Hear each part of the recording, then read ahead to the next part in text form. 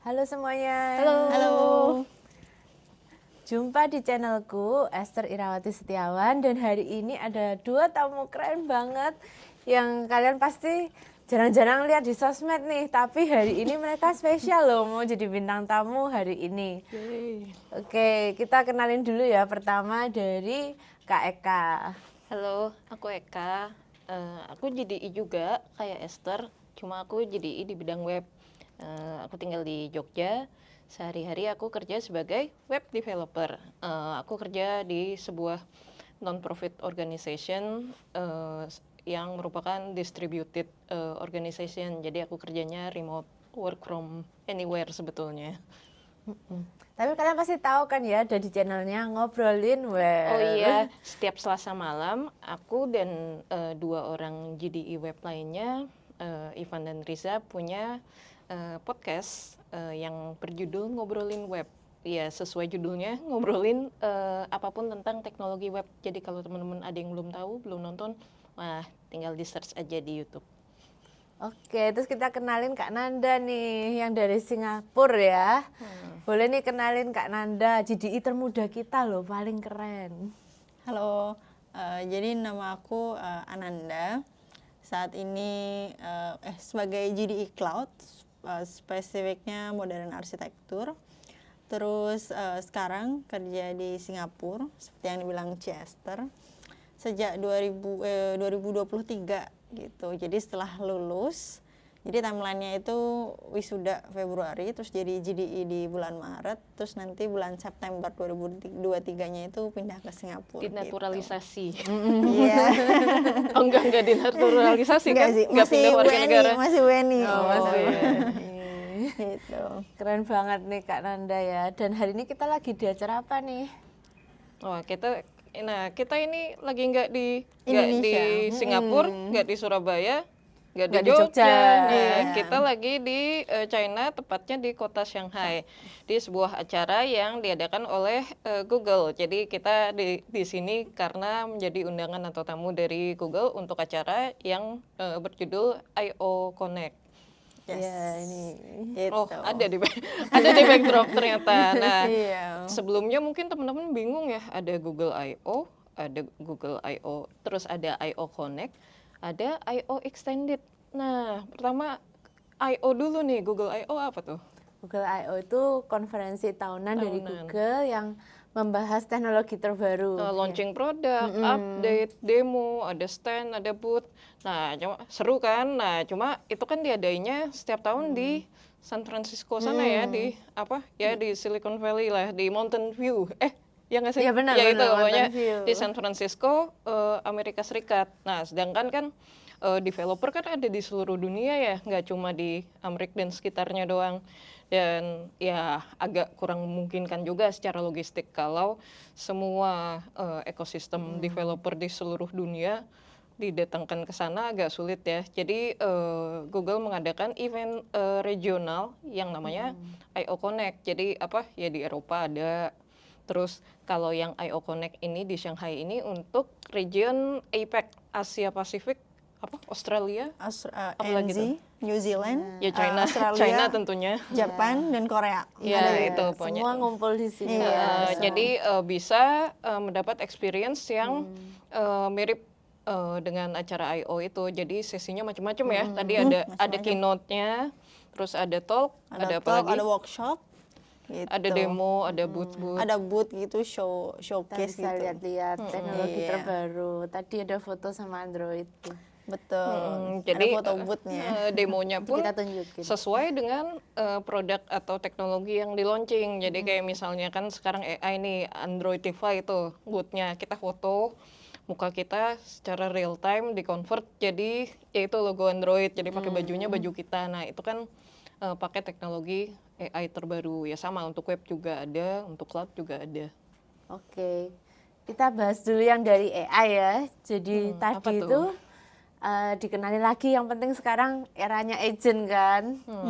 Ya, jadi agent itu sekarang udah makin banyak kemampuannya, terutama dikombin dengan VO bisa, terus dikombin dengan ADK, Agent Development Kit juga oke banget.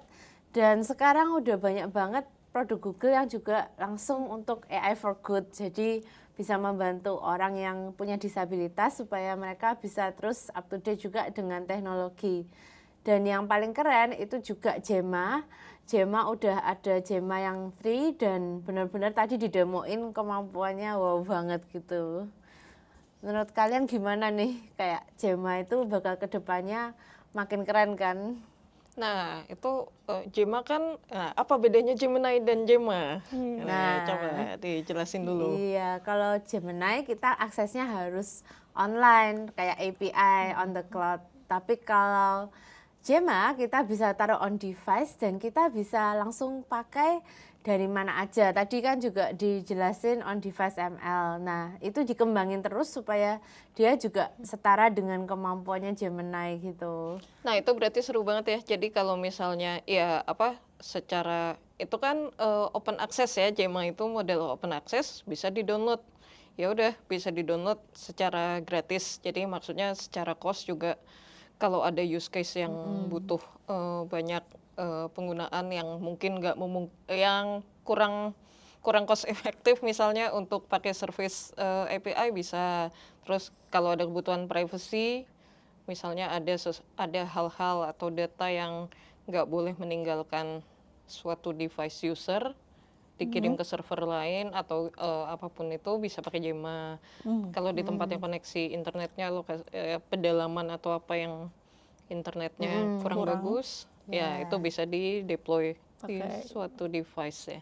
Tadi juga bilangnya bisa di Chrome loh, jadi AI-nya bisa dipasang di Chrome, terus bisa jalan juga di browser tanpa call ke server. Bisa dong. Nah, apa aja sih update webnya? Coba Kak Eka ceritain. Nah, update web banyak nih.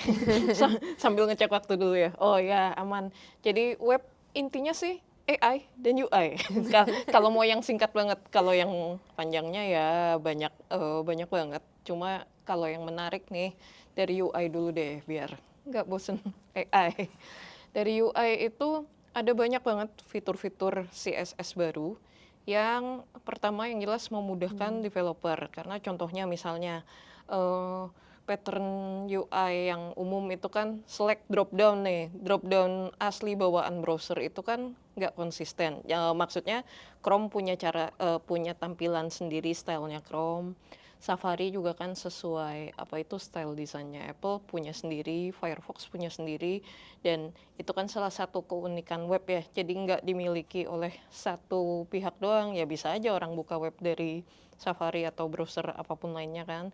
Nah, cuma kan kalau kita sebagai developer web dev front end dapat desain ya yang nggak mau tahu deh Figma kan desainnya tampilannya harus seperti ini. Nah, itu selama ini kan diakalin dengan harus pakai library eksternal ya atau nulis custom script sendiri.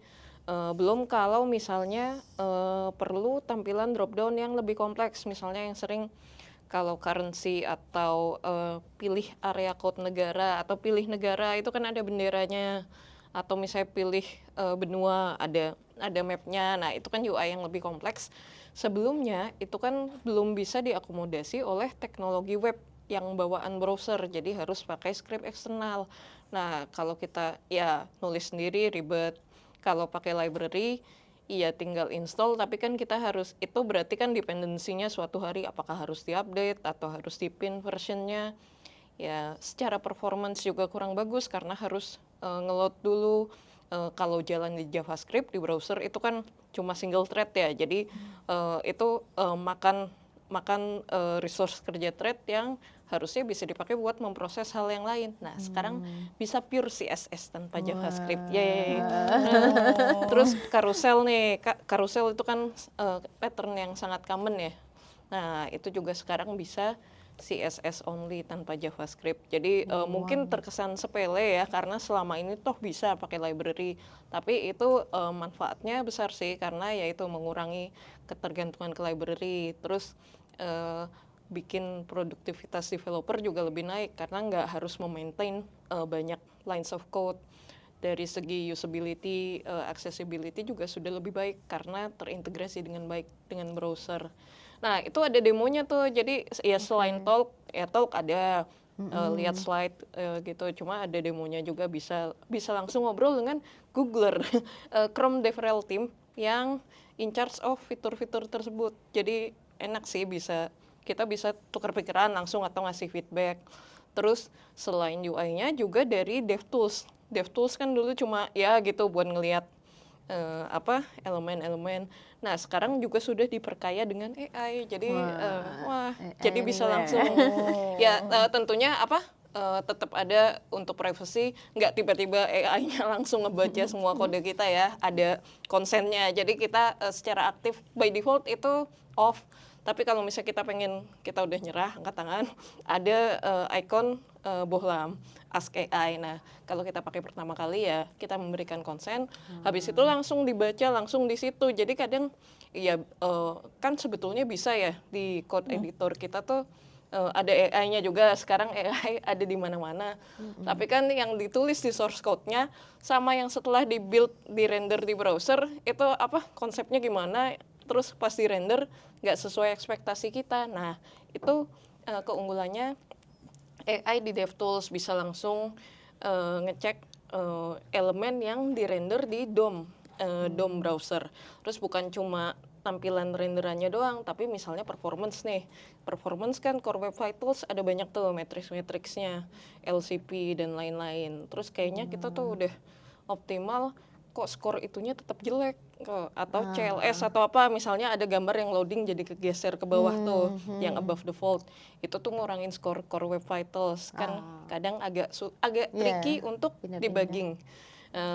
Ya sudah, sebetulnya di DevTools itu fitur-fiturnya udah ada, tapi penggunaannya kadang agak tricky. Sekarang kita bisa minta bantuan AI untuk performance, network dan lain-lain. Terus tadi UI, DevTools, Web AI yang tadi udah dibilang sama Esther juga. Jadi ada yang namanya Gemini Nano on device.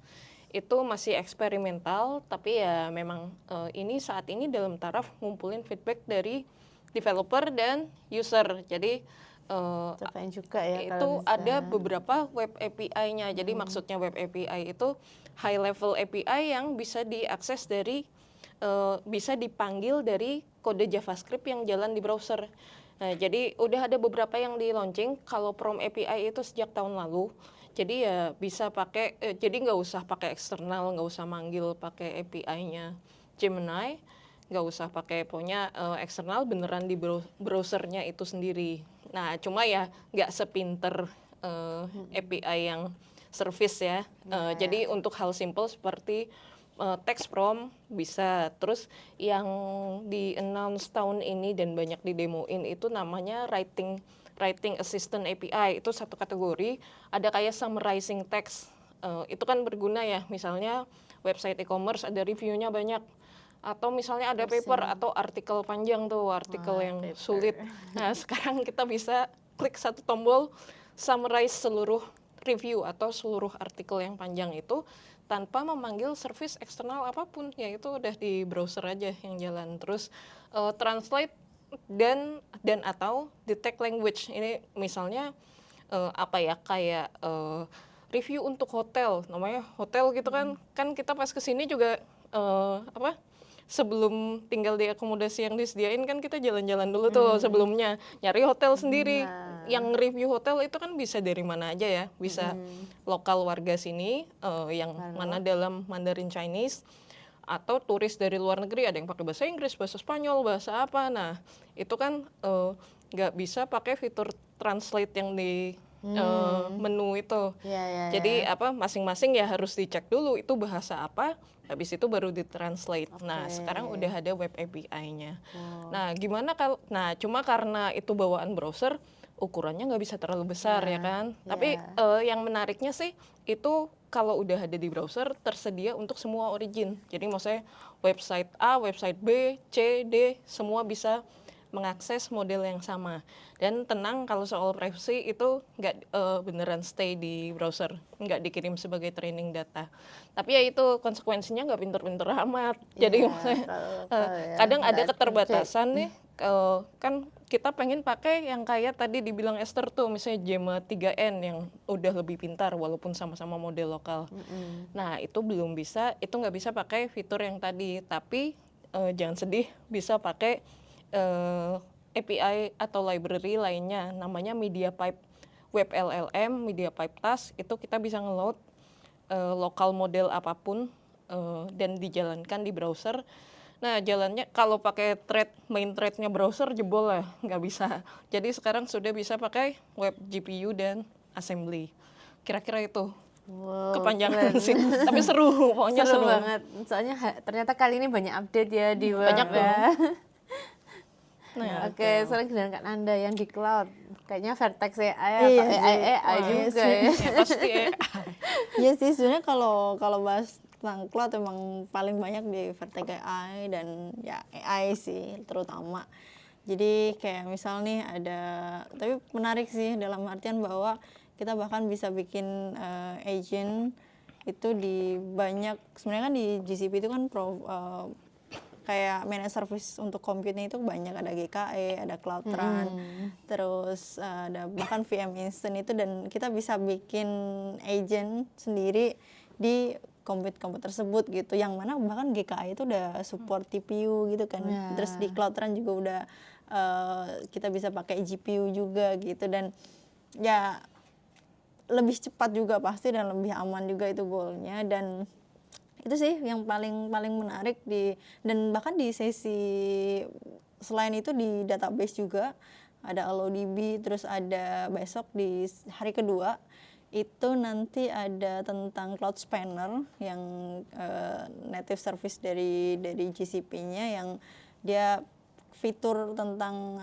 enhanced memorinya yang kayaknya menarik banget buat disimak gitu. Dan oke, dan apa lagi ya Ci ya tentang cloud-nya itu sih. Saya paling banyak di Vertex AI-nya sih sebenarnya gitu.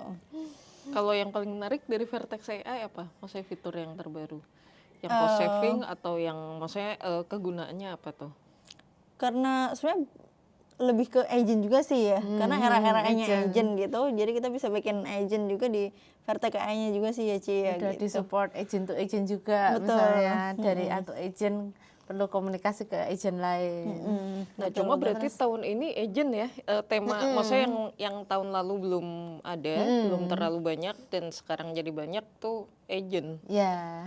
Nah, Sama agent tuh penggunaannya apa aja sih contohnya? Ya, sama ada keyword tadi MCP, Oh, model iya, konteks protokol juga di keynote disebutin. Kita bisa komunikasi agent dengan platform manapun, ya itu salah satu cara untuk juga agent tuh bisa dipakai di mana-mana. Dan menurutku sih agent ya kerennya karena dia udah benar-benar, terutama ADK ya, dia bisa langsung di run aja. Jadi kita tinggal konfigurasi, dia bisa panggil function-function, kita bisa create function kita sendiri juga, function tooling. Terus nanti kita bisa call dan kita bisa komunikasikan juga kalau kita butuh bantuan agent eksternal. Kemarin juga udah nyoba function tool, misalnya dia nyari data lagi tambahan dari Google Search juga bisa. Oh, Jadi grounding ya. Menarik.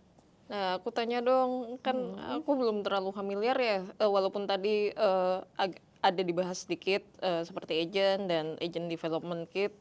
Nah, kan sebelumnya yang dulu juga LLM bisa function calling atau tool calling. Nah, cuma sekarang ada agent dan MCP, terus ada agent development kit, itu kan berarti memudahkan untuk bikin agent ya. Nah, itu contoh penggunaannya in real life untuk developer tuh gimana ya contohnya? kita ide app-nya kita bisa bikin gitu Ide ya. app atau untuk development workflow ya, terserah mana yang Oke ya, kayak misalnya ya contoh paling klasik sih untuk kayak bikin travel agent. Jadi agent beneran iya, ya. Beneran agent ya. AI agent untuk travel agent. Iya betul. Bisa buat secret agent juga. Ya, jadi kan Bisa juga. berarti workflow misalnya aku mau pergi ke Shanghai gitu dari Jogja. Nah, berarti agentnya itu bisa handle semua ya. Iya, dia bisa tanyain tentang, mungkin juga ada pilihan tanggal, terus ada juga budget, terus ada juga sukanya ke gunung atau ke pantai misalnya. Tapi Nah, berarti dia si agentnya itu yang memilih tools kan toolsnya berarti banyak tuh, ada yang ngecek Iya, harga tiket flight, pesawat, flight, hotel, Berarti local kayak transport. misal nih agentnya kita buat, kita berarti dia bisa narik data dari misal nih banyak kan online travel agent itu kan banyak, terus kita bisa dapat harga paling murah dari tiket buat misal dari Jogja ke Shanghai, itu berarti bisa ya Ci? Ya, jadi pertama kita call dulu ke berbagai API flight yang kita punya kerjasama gitu ya, misalnya sebagai agentnya. Habis itu nanti LLM-nya yang bantu untuk cari termurah juga. Gitu. Jadi di belakang layar sebenarnya agentnya ini core-nya juga di dalamnya ada LLM sih, dia yang milihin dari pertanyaan user function mana yang cocok, terus dia yang milihin juga apa aku perlu tambahan nyari di Google Search ya. Terus setelah itu dia summarize hasilnya, misalnya cari yang termurah atau misalnya cari yang bisa perjalanannya paling banyak ke tempat wisata, tapi ya kayak gitulah tergantung. Nah itu LLM-nya bisa manage, jadi dia sebenarnya ikut mikir di sana. Terus gitu. chaining itu yang nge-handle agentnya. Jadi kan maksudnya pertama misalnya cari flightnya dulu. Setelah habis itu manggil masing-masing airline. Habis itu compare harga, kan toolsnya lain-lain tuh. Habis itu order pembayaran, manage payment gateway. Habis itu udah dapet tanggalnya yang fix, cari hotel. Nah chainingnya itu berarti dalam satu agent bisa menghandle semua itu ya? Iya betul banget, dan juga bisa juga kita atur workflow-nya. Jadi di ADK itu ada sekuensial, misalnya agentnya manggil fungsinya berurutan, bisa juga paralel. Kalau misalnya mereka butuh jalan bareng, terus ada juga yang looping. Jadi misalnya udah cari pesawat, hotel, tapi ternyata di step terakhir tempat wisatanya nggak cocok nih. Kalau tanggal sama hotel itu misalnya tempat wisatanya full. Nah itu bisa loop lagi, dia cariin lagi gitu. Nah dengan adanya EDK bikin itu jadi gampang ya? Kalau sebelum EDK gimana tuh bikinnya? Ya lumayan sih, ya dulu ada kayak LangChain itu yang terkenal, cuman ini dibantu lagi, jadi kita kan makin lama makin terbantu AI ya, jadi lama-lama ya makin itu. dimudahkan ya. Iya. Tapi Terus saya bisa taruh- baru Python ya, belum ada TypeScript ya, aku sedih.